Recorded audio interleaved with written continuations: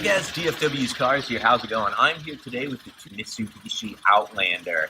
Some of you may be thinking, Mitsubishi, don't they make TVs and stuff like that? That joke is probably too old for a lot of people who watch my channel. I remember Mitsubishis for cars like the Eclipse, and most famously the Mitsubishi Lancer Evo, as some people call them, short for Evolution. So this car has, with me, some high standards to live up to. So let's see how it is as a Mitsubishi and the SUV. This one's a 7-seater, which puts it in a rather unique class we'll talk about in a little bit. Big thing my channel focuses on, always has been, and what I think makes me a little different. A lot of people quote statistics about cargo space. You know, I just tell you, it has enough. It has good cargo space. Is the way it drives, and that's something you can't often tell in a test drive. And maybe you haven't even gotten to the point where you drive a car you're interested in yet. Looking car up front, all this black plastic on the white is not the best looking thing, but it's got LED running lights, got a nice amount of chrome up there. It looks modern, it looks fresh. It also has LED headlights on this model, which is pretty cool and pretty nice. Metal roof rails up there. So let's take a walk around and see. I do like the fairly large rims on the side here. This is, as I mentioned earlier, a 7-passenger SUV, so I'll show you that when we do the internal review. It kind of looks a lot smaller than a lot of other 7-passengers. I think of it kind of like the Ford Explorer. Is probably, in a weird way, maybe its most direct competition, because it's like a large midsize. I wouldn't quite call this a full-size SUV, at least not to drive. So I like the back here. It's very clean, it's very crisp. Basic LEDs, got that nice chrome strip back there. Nothing like amazing, but it's also, a good looking SUV. Let's check out that exhaust, shall we?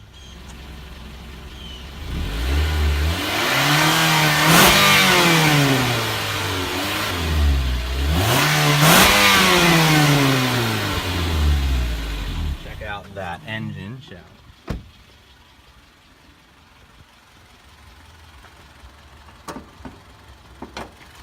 So this is the smaller engine they offer. It's also the front-wheel drive CVT version, which we'll talk about in the drive review. They do make it in all-wheel drive and with a larger motor. It's a good little engine. Mitsubishi's actually kind of known their engines. They made engines for like Chrysler products in the past and for a few other companies.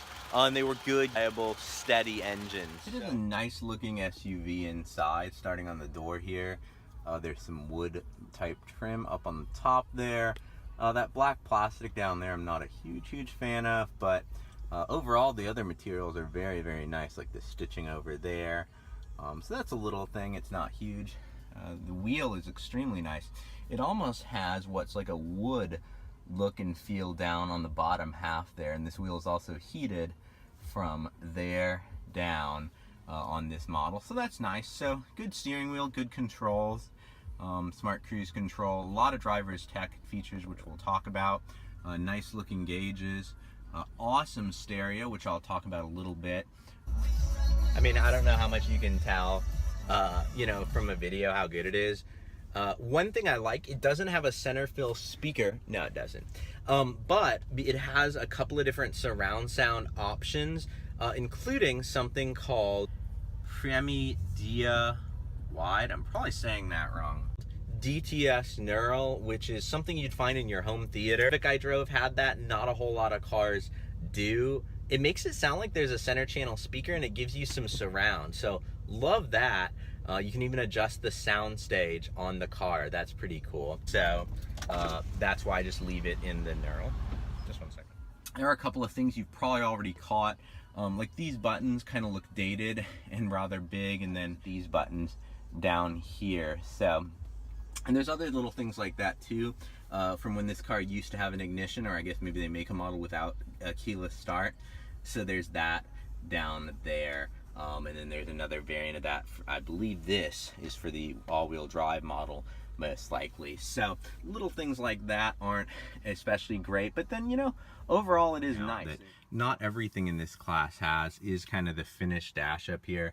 Very nice, look and feel to the interior bit. I wanted to point out, it kind of looks fun and young and hip and cool the way in this plastic, you know, that runs all along down here, they just put this, I'd call it a star effect, for lack of a better word. It goes well with like the image of the car overall. As you can see though, that it does pick up fingerprints and stuff like that pretty easily. Chrome strip around here, chrome around the dials. So as nice as most other things in this class, there are just little things they could improve. The wood is actually really pretty in that lighting. It's looking quite nice. And then, you know, nice large cup holders down in the doors there. So functionality wise, a great SUV.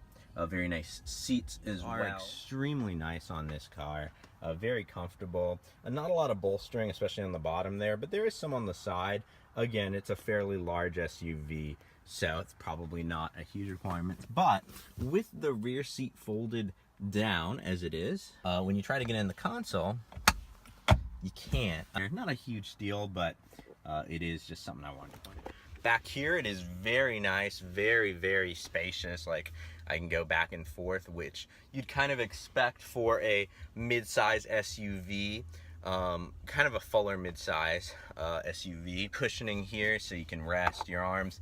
The seats back there, let me just show you. One thing, getting into the seats back here is rather difficult because I haven't figured out a way other than just folding this seat down to get back here. I don't see that it slides. I could be wrong on that, and I will, you know, correct that. I hope it's kids sitting back here because I am sitting on this giant subwoofer when I'm on this side. So, like, you know, my head is fairly high and I'm just under 6 feet, so these two seats back here, maybe for a short trip, best for kids, which is what probably people are going to use those 2 extra seats for anyway. But it's nice because, again, sometimes you have to go with a really, really, really huge SUV just to get those seats, which you might someday need, you know, for your kids' friends and stuff like that. So let me show you the storage with these seats up and then down, so you can kind of compare, because it is an SUV. One nice thing it does have is a power lift gate, which a lot of SUVs now do have, but not all of them, and especially not all in this price point, as we'll talk about in a little bit. So yeah, with those seats up, I mean, it's very minimal. You could pretty much fit your groceries back here. There are these little cubby holes here and a little one over there, which are kind of nice. But yeah, let's fold those seats down. And let's see down. You know, there you actually have a pretty decent amount, even if these seats were up. And then with them down, it's actually, you know, a lot of storage space. So they make a sport edition of this, kind of like Range Rover, how they have the full-size Range Rover and then the Range Rover Sport, which is smaller. I don't think I'd get the Sport. It's not that much cheaper, and you lose a little bit of utility. Like this SUV, one thing I'll give it, it never does feel big or bulky or, you know, anything like that. It just feels pretty nice. So let's take it for a drive. All right, so let's go for that drive. You know, very quiet and good noise and vehicle harshness from the engine, everything like that. There's a certain thrashiness from the CVT, but it's less than you might expect. It's a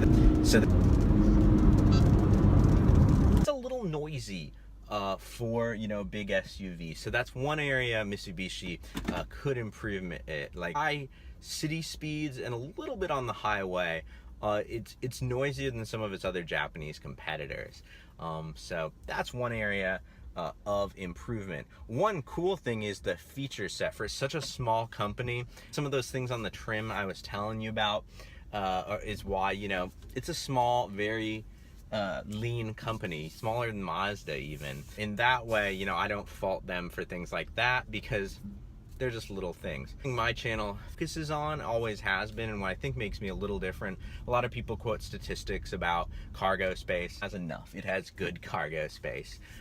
Is the way it drives, and that's something you can't often tell in a test drive. Maybe you haven't even gotten to the point where you drive a car you're interested in yet. Good engine, so good actually, that in sport mode here, I wish it actually did have all-wheel drive, because with the front-wheel drive, no matter how good a front-wheel drive system is, even if they've eliminated torque steer, which there's a bit of here, taking a corner, and if you have to accelerate in that corner, like if you're turning at a light that's about to change red, You might have to accelerate to get through. Most of them will break the front wheels free, which is not great because then you'll have to kind of compensate for that. You'll have to let the stability control slow you down, things like that just aren't particularly reassuring, I guess would be the right word. CVT in here is not bad. The larger engine does have an automatic, which would be better, but this SUV, let's talk about some pros first before I talk about the few driving cons it does have. 27 combined, 2530, with the front wheel drive and that smaller engine. And then the price, a $4,000 option package that mostly includes safety stuff and a round view camera, blind spot monitoring, things like that. It comes out to be that 30 with destination. So if you decide not to get that package, 25 grand for a 7-seater SUV that's nicely finished, nicely loaded, good reliability. Ability wise, Mitsubishi gives you a 5-year 60,000 mile new vehicle warranty. That's pretty awesome. Beats most others 3-year 36. Then a 10-year 100,000 mile powertrain warranty. The gas mileage, it is a Mitsubishi, so much like Hyundai and a few other companies, it does live up to those standards, so Mitsubishi's done a great job there. I've met both of those numbers. Actually, even though I drive a little bit more spirited, I pulled it back when I was monitoring that, but good job there, Mitsubishi. Now, let's talk about how it drives. It drives well, great turning circle, very small for such a, on the larger end of the spectrum of SUVs. Great acceleration. The suspension is really, really quite good.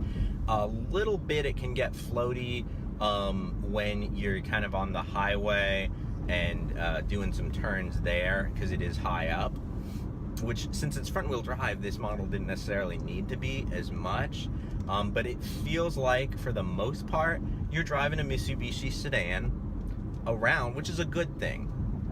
It just feels kind of bigger. There are some faults, and a fairly large one. The electric steering on this car, there is no adjustment for it, and it just feels so artificial. Let me show you what I mean about this steering here. So I am moving it, as you can see from the seam there, and the car isn't moving. It's almost like using a joystick. Lest you thought I was being overly, I can move it this far and not get any steering motion. In a way, that's a really good analogy, the video game one, because you are using a joystick essentially. It just happens to look like a steering wheel. The amount you move your joystick doesn't correlate to the amount your car in the game is moving, but you're playing it in real life. So the amount you turn the steering wheel, not only is it the feedback, because that very few companies have managed to get. If you've never experienced it, lucky you. You probably will though. Most manufacturers are going to, I don't know if in the all-wheel drive or the bigger model version, if they tweaked that at all. I would really hope so. But before you buy it, sure you can, be okay with that steering. But yeah, the acceleration, great. So the CVT is, you may have heard a little bit of thrashiness there. Kick it into sport mode, that goes away, just like I said in the Civic review. So engine, transmission, suspension, really, really good. Suspension being the weakest link there. Now back to some pros. It is very comfortable and relaxed, and it has nice features. $4,000 in options. If that would save you from one accident, it's worth it. So it's smart cruise control. It'll slow down if someone's in front of you that you don't see. It's blind spot monitoring, which has saved me a ton of times because in an SUV sometimes you won't see smaller cars. Do I enjoy driving it?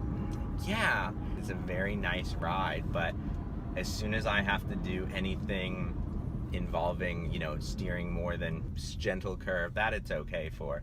There's just no feel, no communication. It's hard to get an electric system right. If anyone would have done it in, this class, I would have thought it was Mitsubishi. So that's the would I buy this car with my own money test? I would want it with all-wheel drive, hands down. Even though I lose a little fuel economy, it's a couple of grand. Totally worth it. If you're gonna take it on wet weather, anything like that, That's a Focus RS over there. And it also improves the handling in a way because you're not sending all that power to the front wheels. Don't think I'd get the bigger engine. I don't think I'd want to give up the fuel economy. In the CVT, it's decent. It has a sport mode and then a low mode. This is kind of like an overdrive off kind of function, so for you going down a hill. Now let's talk about the competitors. It's kind of in a unique space because it's smaller than a lot of 7-passenger SUVs. I would say its most direct competitor in that way would be the Ford Explorer.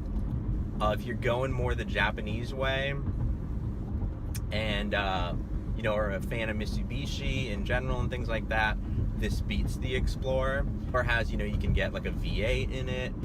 It's got the EcoBoost turbo engine, so the Explorer has some pros, but you're not going to be disappointed in this. Better value than the Explorer and every bit as livable. It comes down to looks, brand preference, things like that. Between its other like kind of larger mid-size SUVs, the CX-5 is great if you only need the 5-passenger seating, smaller than their CX-9, which I also have a review I'll link to in the end. So if you want something smaller with 7 seats, it's this or the Explorer in this price point. Am I missing any competitors? Let me know in the comments and I'll let you know how it compares. I looked because if I ever have kids, I do want the 7-seat option. See you. Until next time, my speedy racers, drive on.